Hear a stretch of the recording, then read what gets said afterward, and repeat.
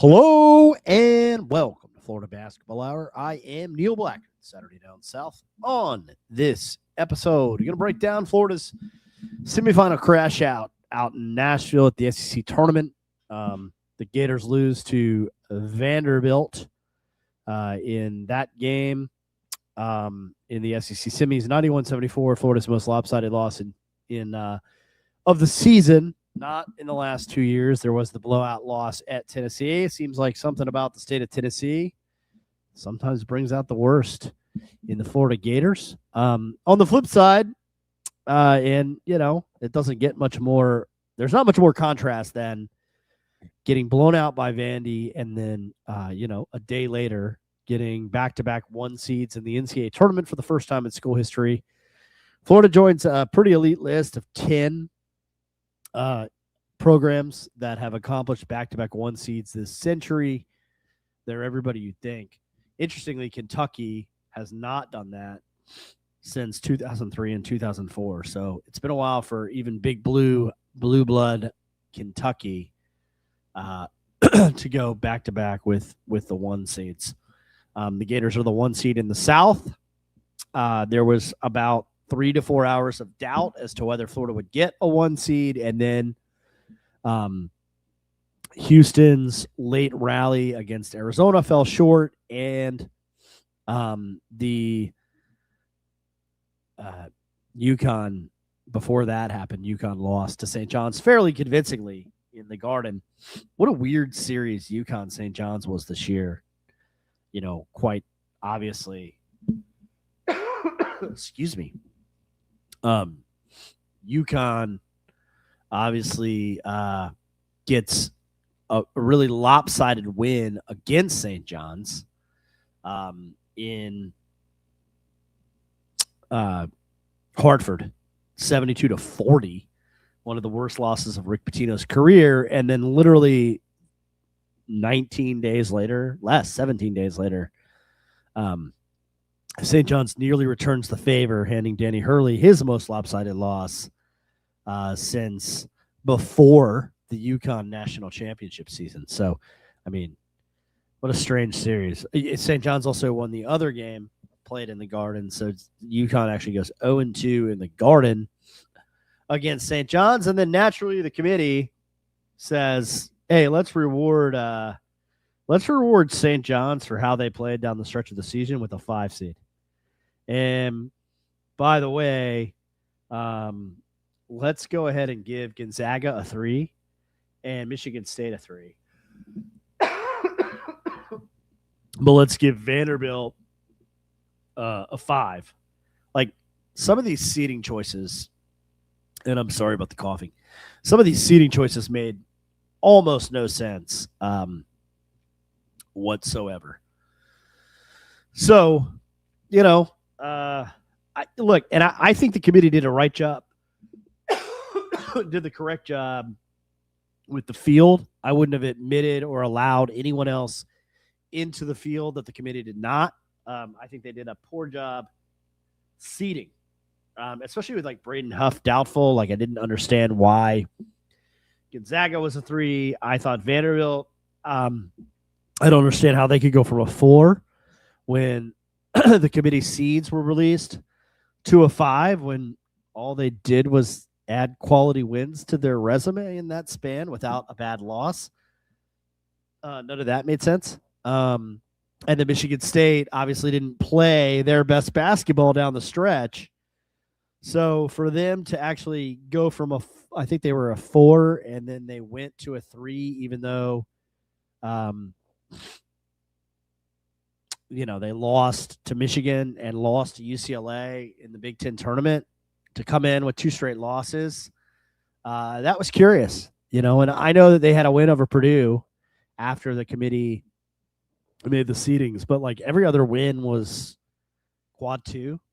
And, so I didn't understand what the committee was doing there either. Those are kind of my qualms with the committee.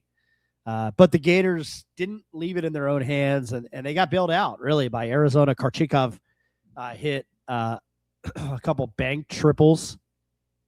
Braden Burries The bank was open for him on a late drive. He's a great player. That was a good shot. I just thought that he threw it up there really hard off the glass, and he got a bankroll. Anyway, Arizona made big baskets down the stretch and held off Houston. Now, I think if Houston had gotten the one, all it changes for Florida is their path and potential Sweet 16 opponent, because Florida would have been a 2 in the same region. Florida was going to the South pretty much no matter what. It was just a matter of what seed line the Gators ultimately earned, and they earned the fourth 1 seed in school history for the Gators. First time they've done it back-to-back. All the other 1 seed teams made the Final Four. 2 of them won the national championship. The one that didn't lost to UConn in Dallas at the Final Four. So the history is pretty good for Florida. They've done pretty well in the rare instances in special seasons when they earn a 1 seed, and that's kind of the overarching thought is what a special season for Florida.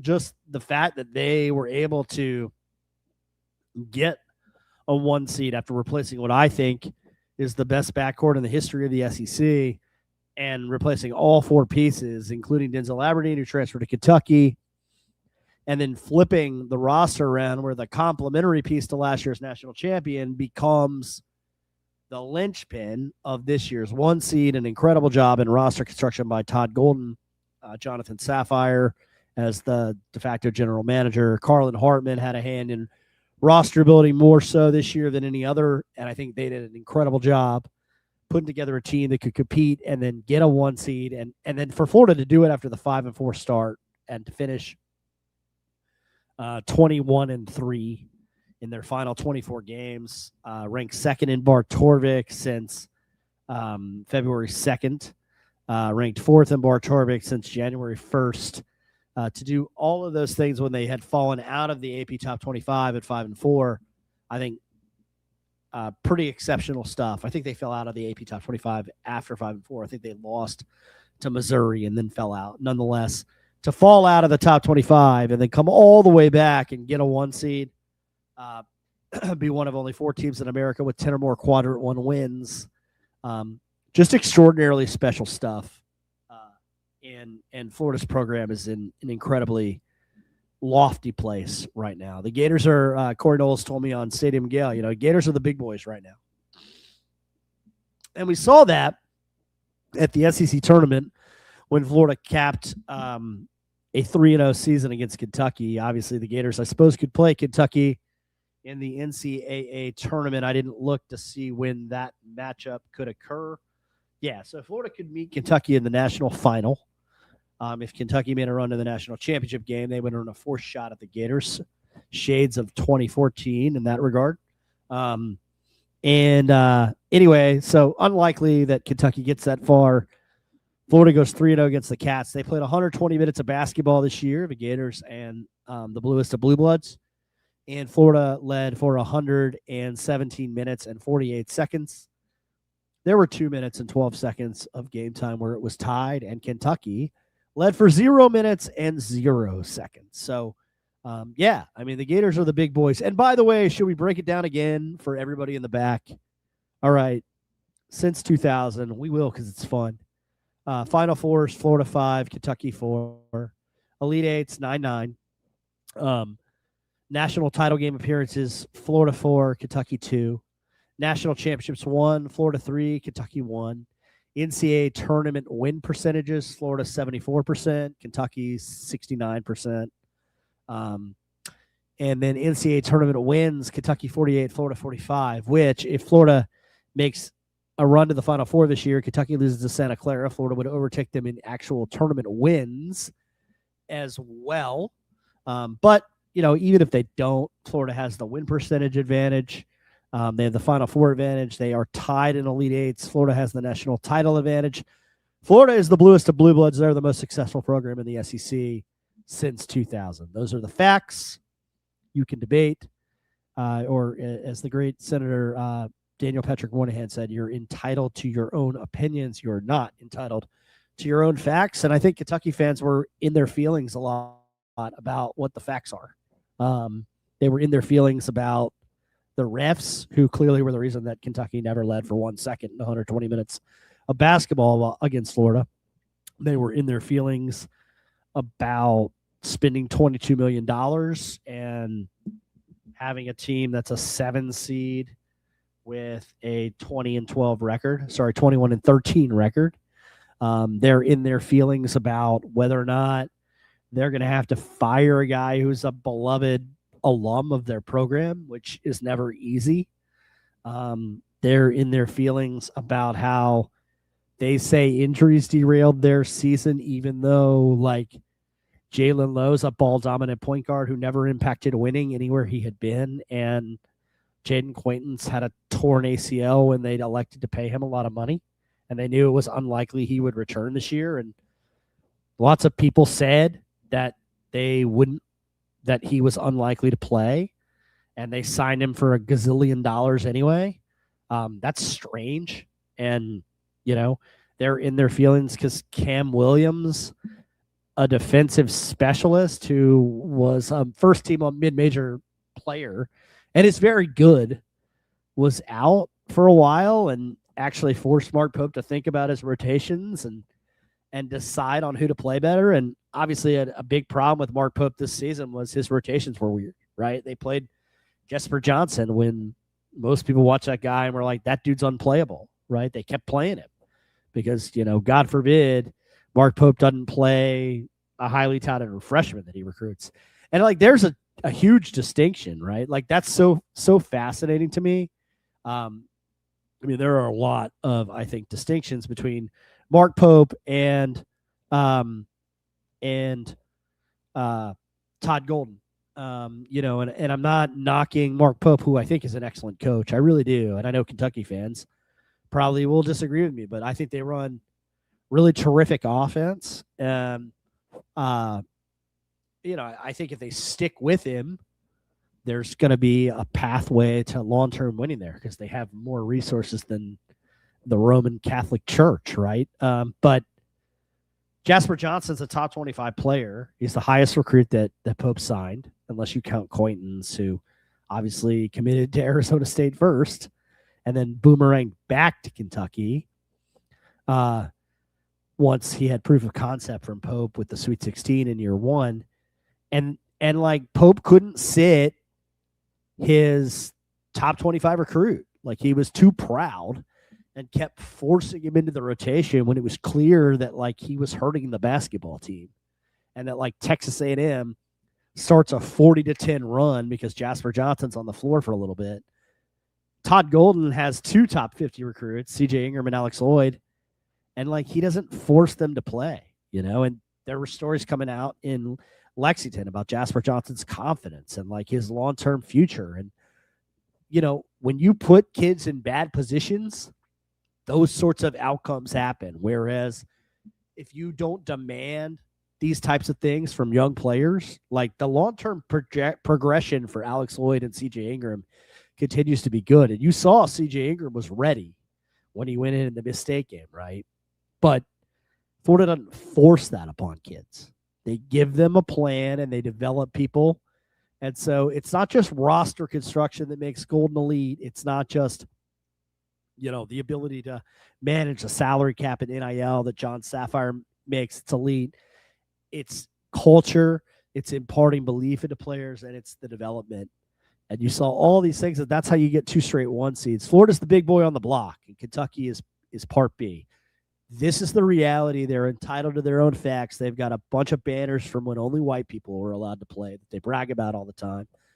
The facts are if Florida won the national title this year, it would be their 4th national title since integration. That would tie Kentucky since integration. Kentucky likes to point out that the titles are actually equal. If you go back to 1996, that's true.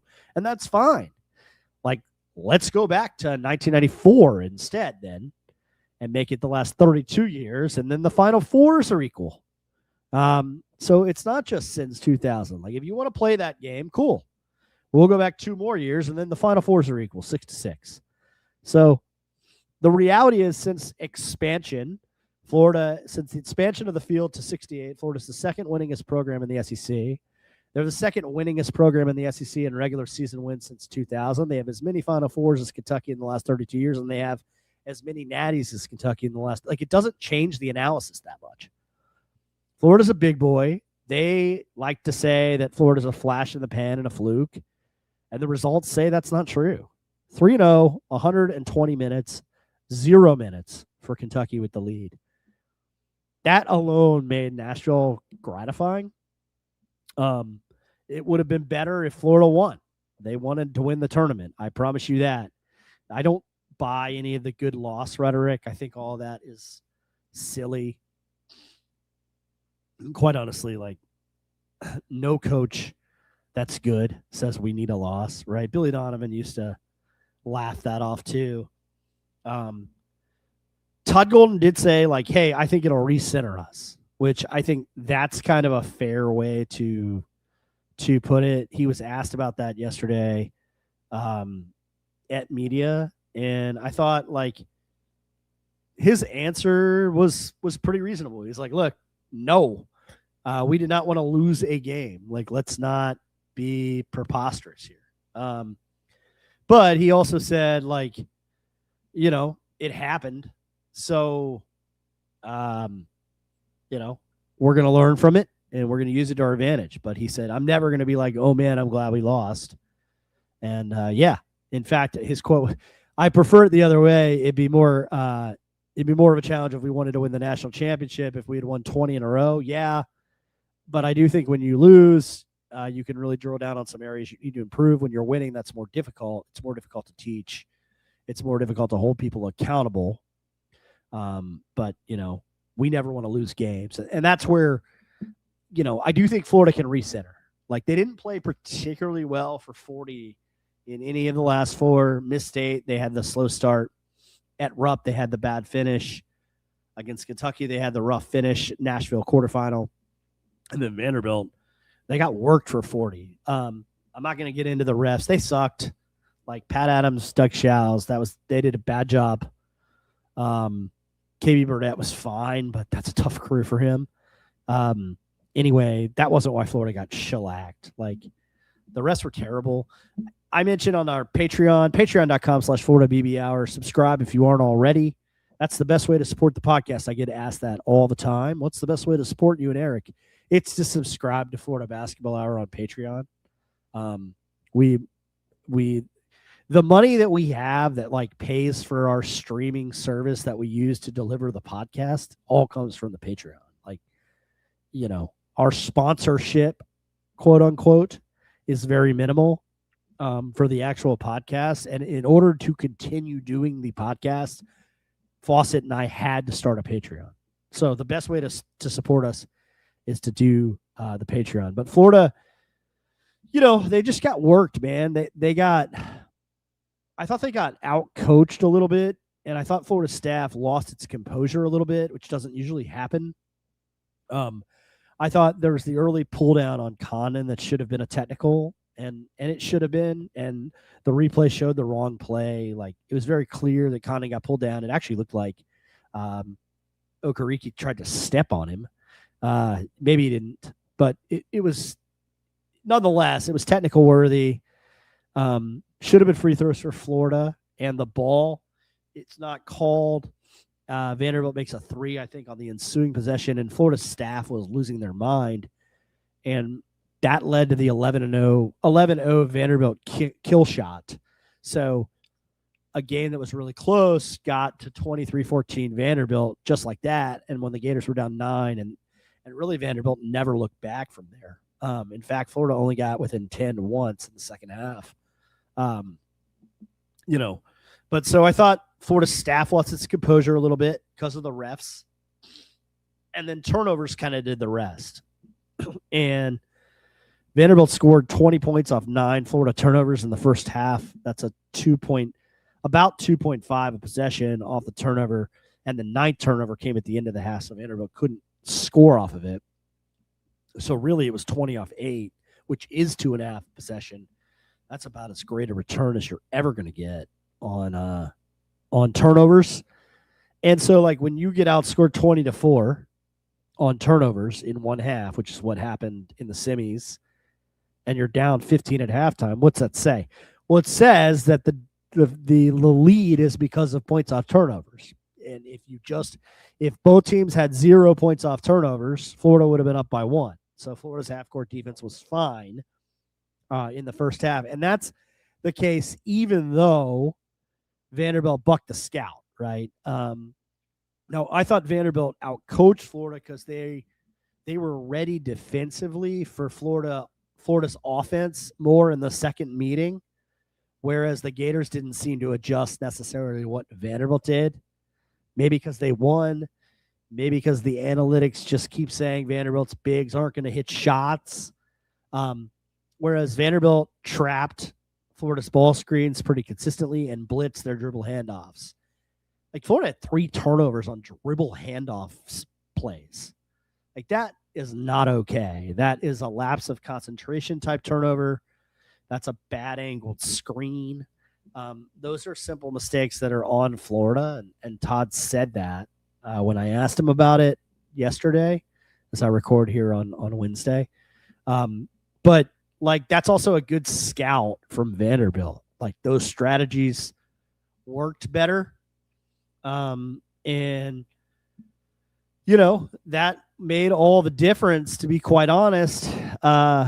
Vanderbilt shoots 10 of 21 from 3. Obviously, when they do that, they're tough to beat. Florida's staff is right that, like, the fact that Tyler Nickel,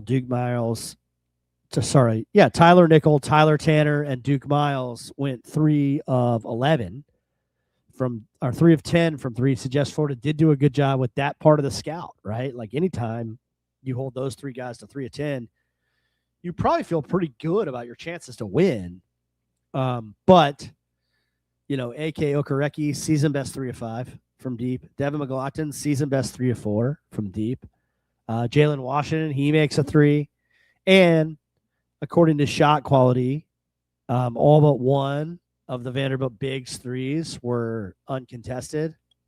And Vanderbilt went 7 of 9 on the uncontested 3s. They went 1 of 8 on uncontested 3s in the SEC tournament final. Their bigs did. So the script flipped entirely a day later, but when you buck the scout like that and you get 24 points off turnovers, it becomes very hard to win. The turnovers are the biggest concern coming out of Nashville. It's not really close. Florida committed 33.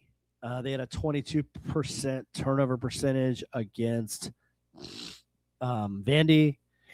And Florida committed 19 nasty, gnarly turnovers against Kentucky. That's a 25% turnover percentage. Florida's total turnover percentage in Nashville was 11 billion. No, it wasn't 11 billion, but it was bad. And it ends up being 24%. If you stretched out a 24% turnover percentage over the course of one season, you would end up with the worst turnover percentage in the entire country. That's not great, Bob. Let's be quite honest.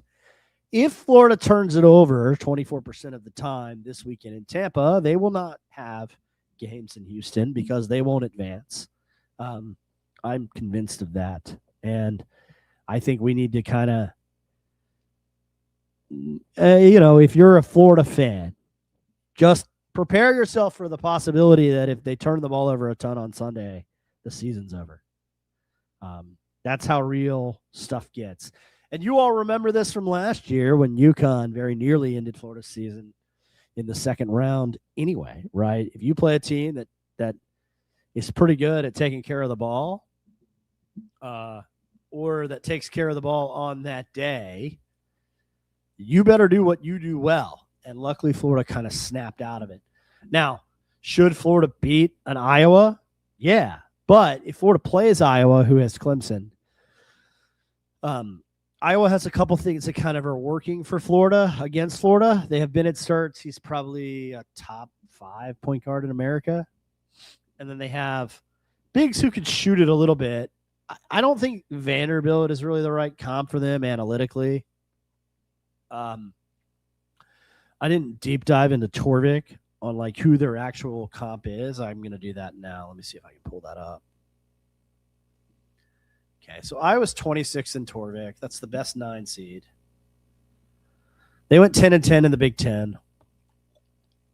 Their efficiency against good opponents is just under 50, 46 offense, 46 defense, pretty steady like on both ends. They don't turn the ball over. 75% or 15.2 is their turnover percentage. That's pretty good. They turn you over 21% of the time, so they're active in that regard.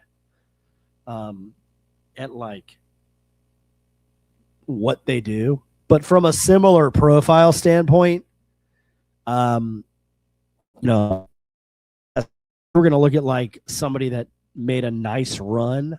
You would say like Butler 08. Those are the kinds of teams that, they look like similar resumes. Nobody with a similar resume to them has ever gotten past the second round, according to Torvik. But, I guess there's a first time for everything. Like, I think it's very possible for them to beat Florida. But I guess what I would say is like when you look at them versus the top 50, right? I'm populating the Iowa player stats versus top 50 opposition. Like I think what Iowa does that they do pretty well, I guess, is they don't commit turnovers and they have bigs that can shoot it a little bit. And they rebounded on the defensive glass. Well, Florida's a great offensive rebounding team, but Iowa can defensive rebound. So Florida would have to win that battle pretty efficiently. Tavion Banks, not like a killer, but he shoots about 50% from 3, right? Alvaro Figueroa, certainly smaller, not particularly athletic, not somebody that's going to like trouble Florida on the block, but a 33% three-point shooter. So like maybe this does kind of give you the Vandy vibes. It's interesting. I mean, Cooper Koch is another one, shoots 39% from outside. He's 6'8".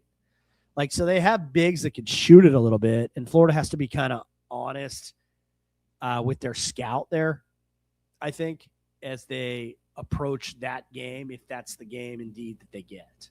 I will say that, like, against quality opposition, those guys kind of cool off a little bit.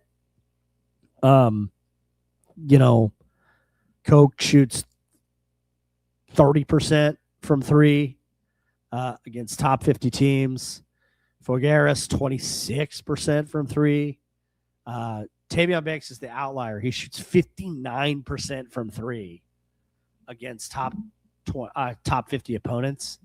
But, like, their offense is pretty much Sturts and Banks against really good teams. And then Cam Maniawu, if they can, like, get him on the block and he's kind of undersized and he has good footwork and scores that way. But the main thing they do is turn you over and then don't turn it over. And because they play at such a crawl, any turnover Florida has would be super magnified. A tricky game for the Gators if they get it. This was Todd Golden on the turnovers yesterday.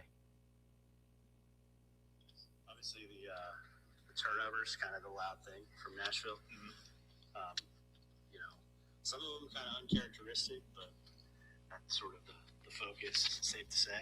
Safe, very safe. I think some, but most, I believe, were on us. I thought we did a really poor job on the offensive end, and it's on me. Our guys, we played a little sped up. I thought we were playing hard. Not a concern in terms of our effort level. Like, we were elite on the glass all weekend. We got back 46% of our misses against Kentucky, and then 57% of our misses against Vanderbilt. Like, it wasn't a lack of effort thing, either on the glass or defensively. I think offensively, part of our effort and how hard and fast we were playing was part of our issue. We had some really bad transition turnovers. We had some screening issues and just some poor decision making. And I thought, again, like, we were just trying to play a little too fast. So hopefully this week we can kind of get back to how we had been playing over the past 2 months, where we were very comfortable and playing fast but not in a hurry. And a lot of those kind of uncharacteristic turnovers weren't showing up. But it's not a secret. That was definitely our biggest issue this weekend. The Vanderbilt game, for example, I think they had 20 points off our turnovers in the first half. And there's not a worse recipe for success against Vanderbilt than doing that. Yep. And so we'll address it. And I feel confident that we'll get it right for this week. You were adamant that you didn't want to. The Mark Long asked about the loss. I already read those quotes, but I think like you get the idea. Florida just kind of, has to not do that. They have to not. They've got to get back to that 9, 10, even if it's a higher possession game, 12 is fine. But like Iowa, you would want 10 or lower to feel really good about where you're at. And then your talent kind of takes over. And I think that's where Florida is certainly better, but, look out, obviously, because that game would be tricky. Clemson's interesting because I think they're going to have to play small now. And, we did see Vanderbilt trouble Florida with smaller lineups, but I just don't think that Vanderbilt could score on Florida. Like Vanderbilt's a top 10 offense. Clemson's a top 100 offense. There's a huge difference. So keep those tips in mind as you fill out your bracket. And if you're filling out a bracket this year, are you trying to win something real? Because while most people are playing for bragging rights in the office or with their family, MyBookie is giving away $100,000 in their Madness bracket contest. $100,000, real cash, all up for grabs. They're also celebrating 100,000 followers on Instagram with another $10,000 in prizes. So go follow them on Instagram to be eligible for that. If you're going to be in a March Madness pool, be in it to win it. Head to mybookie.ag. Use the code NEIL500. You'll get your first bet covered up to $500. If it misses, activate the bet back bonus token and run it back. The Madness only comes once a year. Why not roll with our guys over at MyBookie? They've also created a link, which I'll throw up here in the chat, and you can go directly to this link and sign up for MyBookie that way. And if you sign up for MyBookie and enter NEIL500 again, you'll get that bet back bonus, which that's pretty cool. You can run back your bet. So the Gators, a 1 seed in the NCAA tournament. They got Prairie View A&M or the Lehigh winner. That game coming on Wednesday night, right? Those are two teams that are in the 280s in KenPom. And so they are actually the worst teams in the NCAA tournament field. And, I don't know. I don't know if I'd rather have one of them. They both kind of went on freakish runs to get in. Only one of them has really played pretty well against higher level competition. I guess Prairie View A&M had kind of a back and forth tilt with LSU for a while. But Prairie View does not run good offense. They can't shoot. They do rebound well. Their main claim is that they turn you over at a freakishly high rate, and they play an incredibly fast-paced version of basketball. That's how they won their last 7 games, playing games where they either turned people over a ton or where they got out and scored a bunch of points in transition. And I think that would be their plan against Florida, would be just try to use their size and length to bother the Gators and turn Florida over. Lehigh is the opposite. They're almost that stereotypical mid-major team. Think the movie Hoosiers, where they slow things down, play methodically, and make a ton of shots. Their possession length average is 241st in the country. That is pretty slow. They're actually not as slow as most Lehigh teams have been in the past. They have decent positional size, but they're that classic team with okay positional size, but no real depth height. Hank Alvey can bang. He's 6'9", 250. Would have been the type of big to really trouble Tyrese Samuel and that Florida front court. Micah Hanlockton has struggled with smaller lower center of gravity bigs. in the past. Condon and Chinulu just don't. Edouard Bonnet is 6'8". They play a guy named Alfredo Adesa, who I don't know why I just made Cuban, but he's 6'10", 230, like another big body.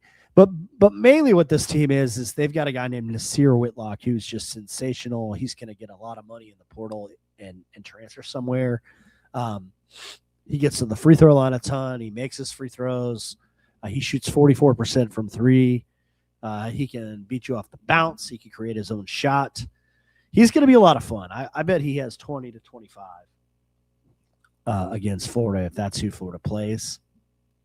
And yeah, I mean that'll be fun at least. Like Lehigh has a pulse; they'll fight back, and I think could be enjoyable.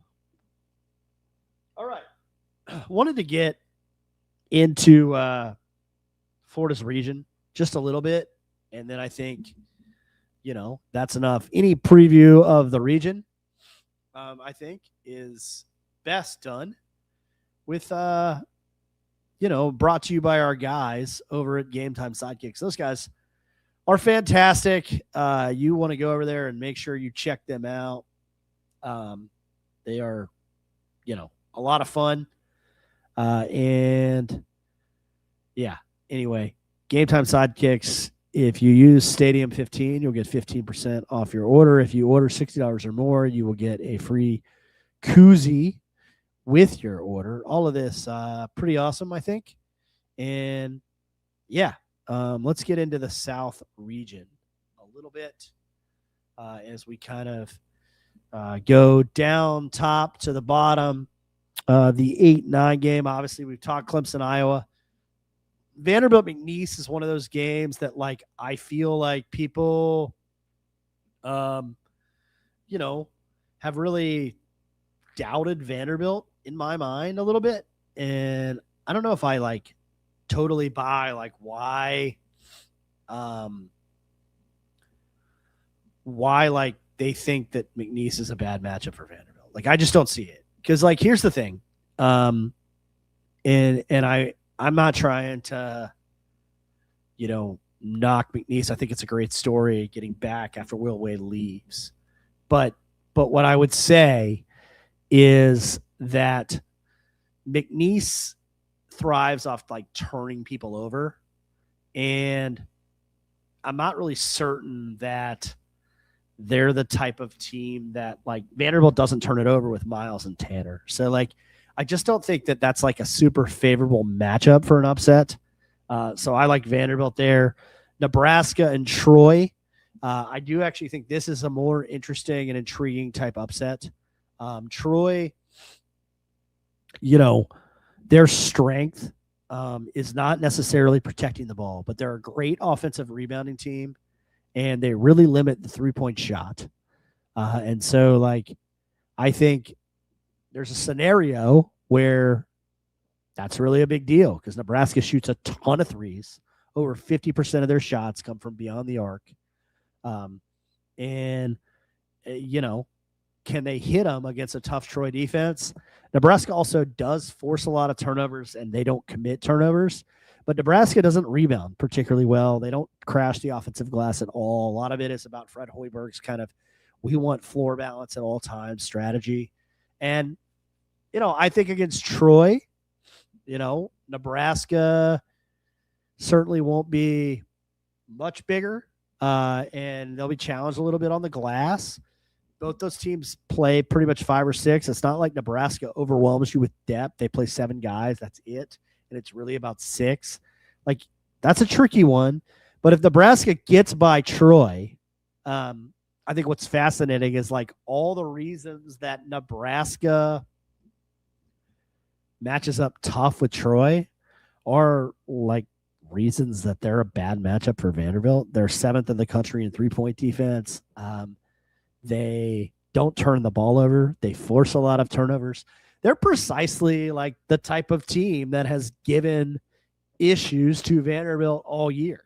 And it wouldn't stun me if that occurred again in games that, are being played in Oklahoma City, where Nebraska will have a pretty sizable contingent of fans supporting them as well. So, I think when you look at like that area, like there are a lot of Florida fans that I think are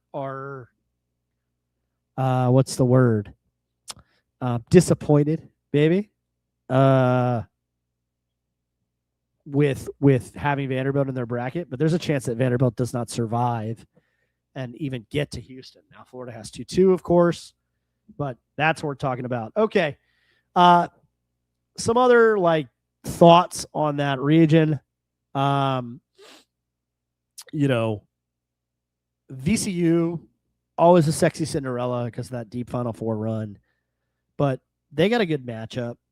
Anytime you play somebody without their best player, it's really good. VCU is also one of the hottest teams in the country right now. I think that is a safe upset. Breaks my heart to say, but I think that's a safe one. My favorite round one matchup is actually the 3-14 game, Illinois and Penn. Penn just shocked everybody by winning the Ivy League. They're coached by Fran McCaffrey, one of the great college basketball coaches ever. He had really struggled in the NCAA tournament in his tenure at Iowa so much that it got him fired. But the Quakers have a guy named TJ Power, who, of course, initially committed to Duke, was a 5-star recruit, then transferred to Virginia and didn't play much, and is now at Penn and playing the way that he was projected to play as a 5-star recruit. Had 44 points, went 7 of 14 from 3 in the Ivy League tournament. He can really play. Keaton Wagler is much CTV. Like, in my mind, that 3-14 game is going to be super fun. I really think. And, I'm interested I'm super interested in where, that game ends up. Like, because I could see in a scenario where that's a super close basketball game.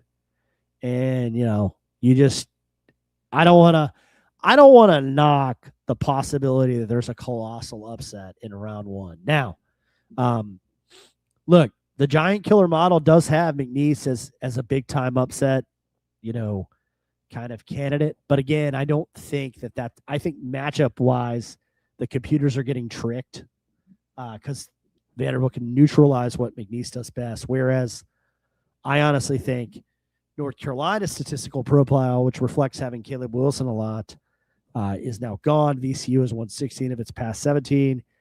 VCU shoots a high volume of threes. They out rebound teams. They can handle Carolina's size. I like that as a potential upset in that region. And then down at the bottom,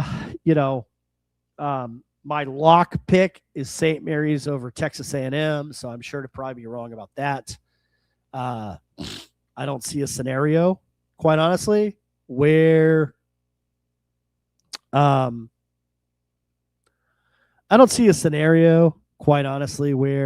St. Mary's doesn't beat A&M. A&M has not been playing well. St. Mary's can punish A&M inside. They're not going to be bothered by the press. They're too disciplined. They don't turn the basketball over. It's going to be a great St. Mary's Gales run to the second round where they will be promptly throttled by the Houston Cougars. And then, Houston and Idaho kind of men against boys. You just overwhelming guard power from the Houston Cougars. They're different than they were last year where they kind of could, and that's a weakness, right? Their inability to kind of throw the ball inside to Jawan Roberts and have him be the sort of pressure release when their guards aren't making shots. But when you have Miles Uzan and Kingston Flemings and Emmanuel Sharp, you just guard after guard after guard. You're pretty hard to upset by some of these mid-major teams that usually rely on electric guards to pull upsets. Electric guards like Jack Golke making crazy shots for 40 minutes. So that's my kind of glance at the South Regional. You have gut brackets over at patreon.com/FloridaBB Make sure you go over there and subscribe. Hope you guys enjoyed. We'll be back with a full pod after game one. Go Gators. Keep attacking closeouts.